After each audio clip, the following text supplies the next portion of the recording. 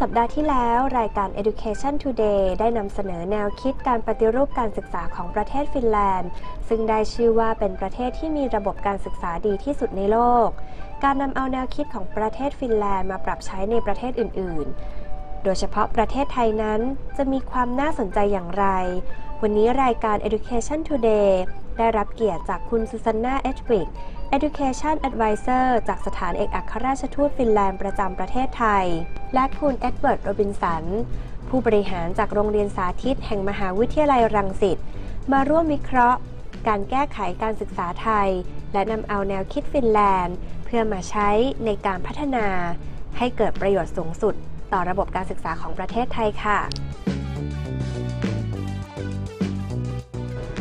So why does the Finnish model stand out to you? There's a few reasons why I think the Finnish model stands out. Susanna has mentioned some of them. Yes. The preparation of teachers. Sir Ken Robinson has said that no school is any better than the quality of its teachers. And in Finland, they've really taken that to heart. Right. All of the teachers have master's degrees. The profession of teaching is viewed as equivalent to being a doctor.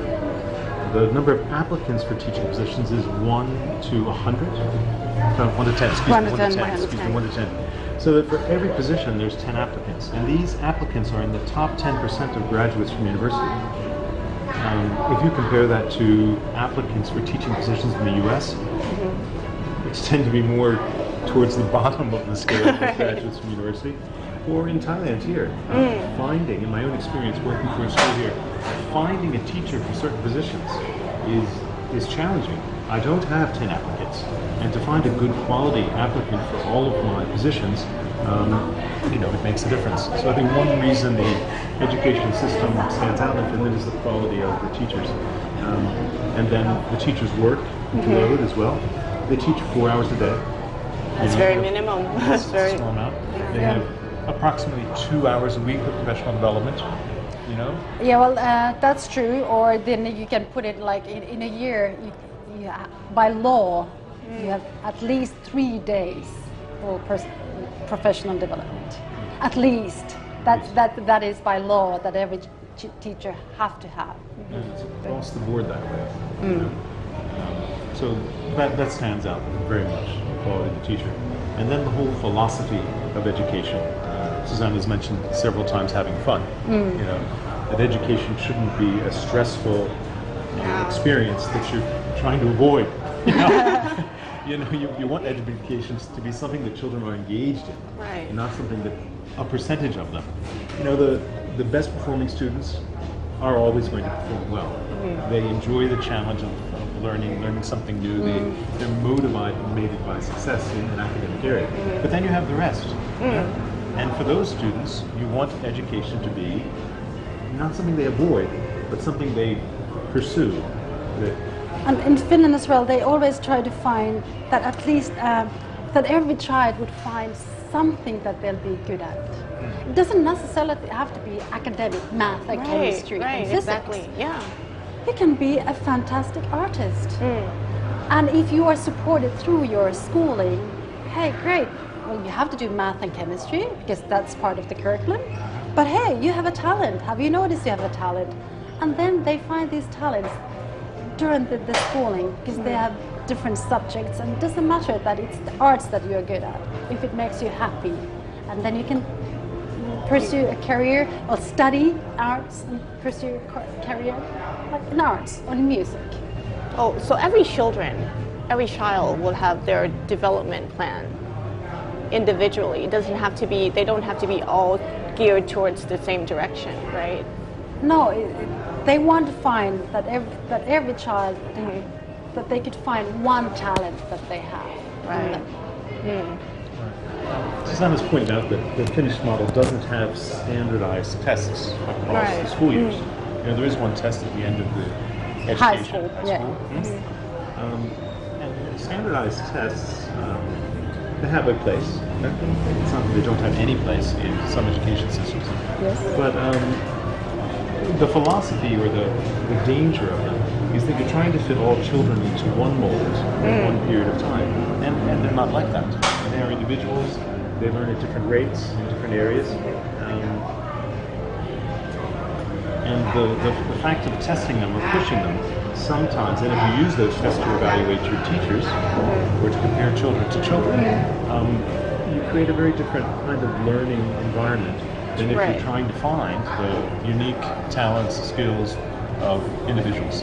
Yes, it's impossible. So with your experience as a practitioner throughout, different countries in the world, how would you apply this Finnish model to a country like ours, Thailand? For me, the things that we're applying right now, one is we're trying to diversify the time spent in school. So doing more collaborative activities with the students, having a bit more recess time. We're applying the IB's PRP program, which is inquiry-based, so that rather than the teachers leading classroom instruction, it is the children asking questions and driving what happens in the classroom. More arts, more PE. More arts than PE, More arts and PE, and just recess, just time to let the brain rest a bit before coming back and engaged in activities in the classroom. So according to the Finnish model, stress or being tutored in the same mold as you have said doesn't necessarily mean higher level of literacy, right?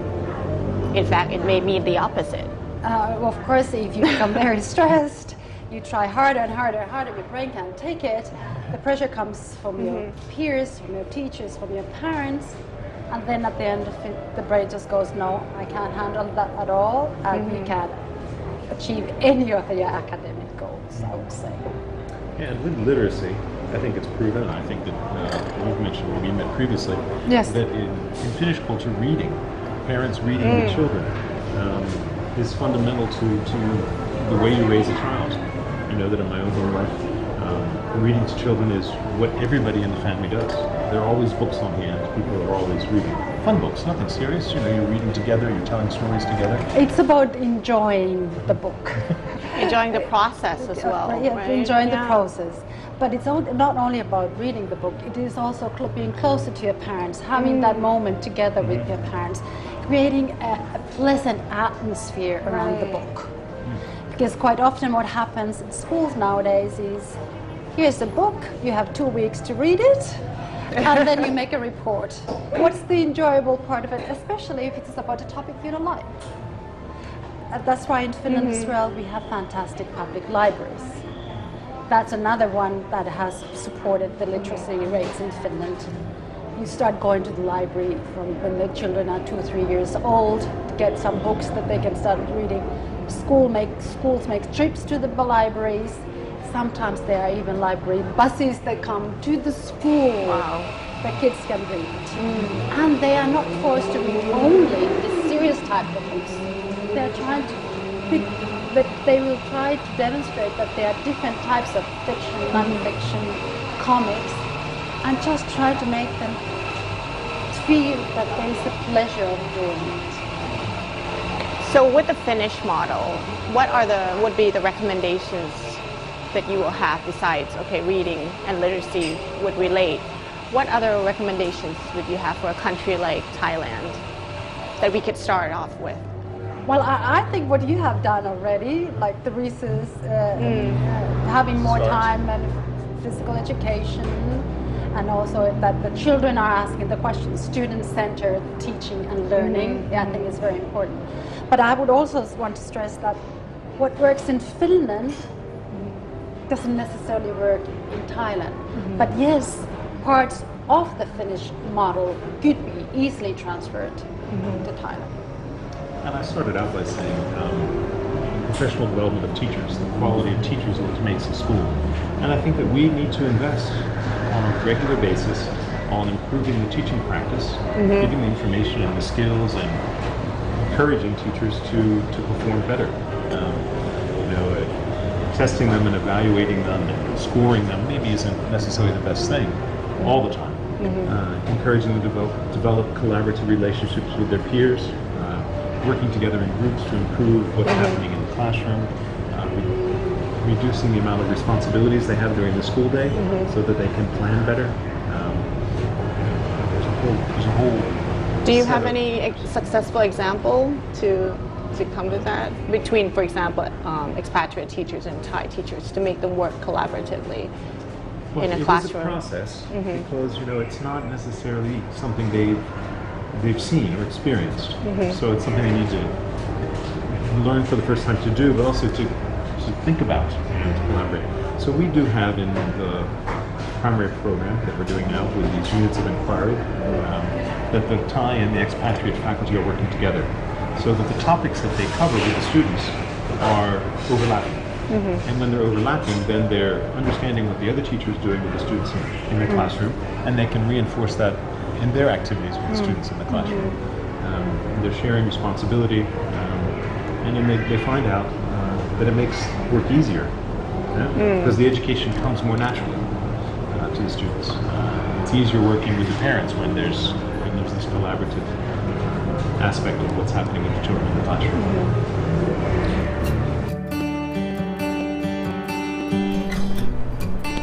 การแก้ไขปัญหาการศึกษาคงจะไม่สามารถเริ่มต้นจากเพียงฝ่ายใดฝ่ายหนึ่งเท่านั้นทั้งครูนักเรียนรวมถึงพ่อแม่ผู้ปกครองควรหาแนวทางการศึกษาของตัวเองมองทิศทางการเปลี่ยนแปลงที่เหมาะสมเพื่อให้เด็กนักเรียนได้รับผลประโยชน์สูงสุดและผลประโยชน์นั้นก็จะหวนคืนสู่สังคมได้ในที่สุดนั่นเองค่ะสำหรับรายการ Education Today ต้องหมดเวลาลงเพียงเท่านี้พบกันใหม่ทุกวันเสาร์เวลา 10 นาฬิกาถึง 10 นาฬิกา 30 นาทีทางสถานีโทรทัศน์ News 1และนี่คืออีกหนึ่งรายการคุณภาพจาก RSU Wisdom TV สถานีโทรทัศน์แห่งมหาวิทยาลัยรังสิตค่ะ